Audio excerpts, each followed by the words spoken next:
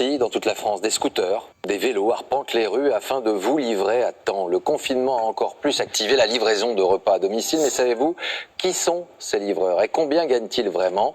Plusieurs affaires viennent de révéler que des centaines de sans-papiers sont aujourd'hui exploités à Paris, à Lyon, à Lille par quelques-uns des entrepreneurs qui sous-louent leur compte d'accès aux plateformes. À la clé, une nouvelle forme d'esclavagisme. Enquête signée Alexis Delcourt, Olivier Feignet.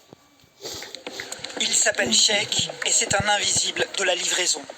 À 20 ans, cet Ivoirien est sans papier. Dans certains quartiers de Paris, ce sont des clandestins comme lui qui assurent jusqu'à 2/3 des courses. À travers ce livreur, c'est tout un système illégal d'exploitation des plus pauvres qui se dévoile. Voici l'arrière-cuisine de la livraison de repas à domicile. Matin et soir, Cheikh attend devant ce restaurant parisien des commandes de livraison. Pour y avoir accès, il doit utiliser le compte d'un autre livreur. Je travaille alias. Non, je vois pas de quoi. Ça veut dire quoi alias? Alias, ça veut dire c'est sous un autre compte quoi. Cette course, je les prends tout à l'heure, ça fait 4 €. Je les récupère à 1 km et après je fais 14 minutes de vélo. Concrètement, pour travailler comme livreur, il faut créer un compte sur une plateforme de livraison. Ce compte ne peut s'obtenir qu'avec un statut d'auto-entrepreneur, ce qui est impossible lorsqu'on n'a pas de papier. Du coup, des intermédiaires n'hésitent pas à exploiter les sans-papiers en leur louant un compte de livreur moyennant finance, environ 100 € la semaine. Pour Cheikh, c'est la moitié de ses revenus qui partent ainsi dans la poche d'un autre. Pour gagner le reste, 500 € maximum par mois, il doit travailler tous les jours. 7 jours sur 7. Parce qu'on sait que ce n'est pas légal. On le fait pour survivre. On n'a pas autre choix si ce n'est pas ça. Pour ce responsable d'un collectif de livreurs, c'est la baisse de la rémunération minimale des courses qui est à l'origine du problème. Le phénomène a pris une grande ampleur parce que la baisse des tarifications sur les plateformes ont fait que beaucoup de livreurs se sont mis à arrêter de travailler pour louer des comptes. Et donc qui a loué ces comptes? Des gens qui étaient vraiment en grande précarité, c'est-à-dire les réfugiés. Un trafic qui se fait au grand jour.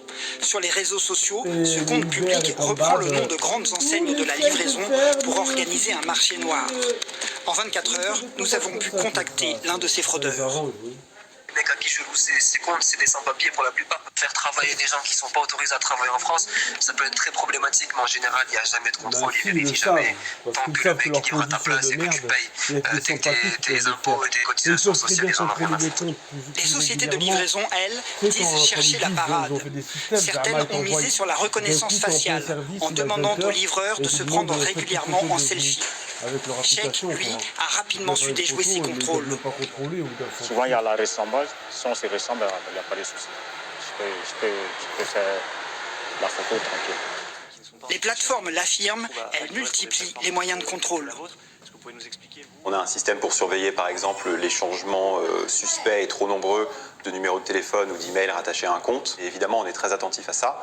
Et à chaque fois qu'on l'identifie, si on arrive à caractériser la chose, c'est un manquement grave au terme du contrat. Et donc on est en position de mettre un terme au contrat du prestataire indélicat. Chez Deliveroo, ces 3 derniers mois, 10 comptes ont été fermés sur les 11 000 enregistrés. Mais la plateforme n'a pas porté plainte. Pas de quoi dissuader les fraudeurs.